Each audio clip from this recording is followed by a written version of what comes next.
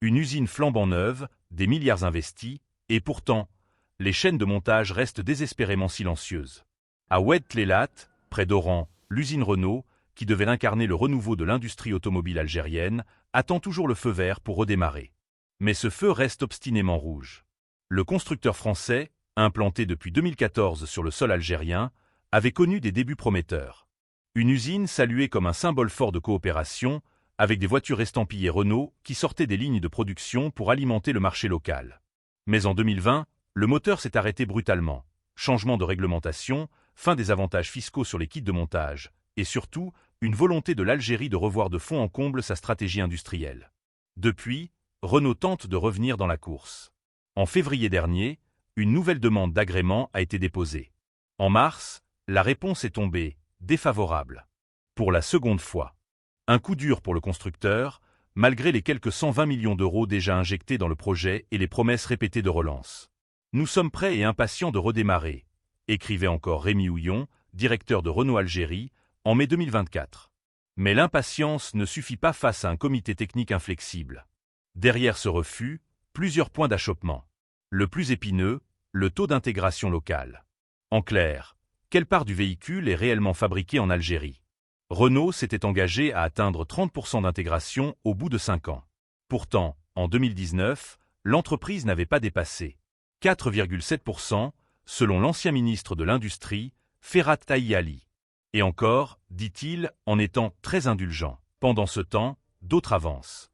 Le concurrent Stellantis, maison mère de Fiat et Opel, a obtenu son agrément et assemble déjà 3 modèles dans son usine de Tafraoui.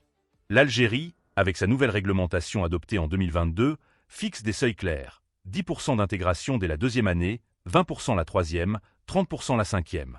Des règles strictes, destinées à éviter que le pays ne se transforme en simple atelier d'assemblage étranger. Mais l'imbroglio autour de Renault ne se joue pas uniquement sur un terrain technique. Il s'inscrit aussi dans un contexte géopolitique tendu. Depuis l'été 2024, les relations entre l'Algérie et la France se sont envenimées, notamment après la reconnaissance par Paris de la souveraineté marocaine sur le Sahara occidental. Résultat, les échanges commerciaux entre les deux pays chutent. Moins 21% pour les exportations françaises vers l'Algérie au premier trimestre 2025. Moins 3,9% pour celles de l'Algérie vers la France. Dans ce climat, même les entreprises suédoises ne sont pas épargnées. L'usine de camions Volvo Group, Renault Truck, pourtant distincte du groupe français, a elle aussi essuyé un refus d'agrément. De quoi renforcer l'idée d'une ligne dure adoptée par Alger à l'égard de tous les acteurs étrangers du secteur. Le ministre de l'Industrie, Sifi Grieb, se veut rassurant. Il affirme que le dossier est traité en silence, mais de manière experte et scientifique. Une façon de dire que rien n'est figé, mais que chaque détail compte. Et Renault, s'il souhaite vraiment rester dans la course, devra démontrer bien plus qu'un simple intérêt commercial. Alors, Renault reviendra-t-il un jour sur les routes algériennes? Rien n'est exclu.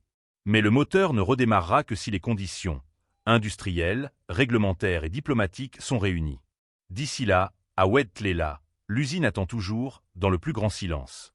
N'hésitez pas à partager vos avis en commentaire et à vous abonner pour ne rien manquer de nos prochaines vidéos. C'était l'actualité du jour. Merci de nous avoir écoutés.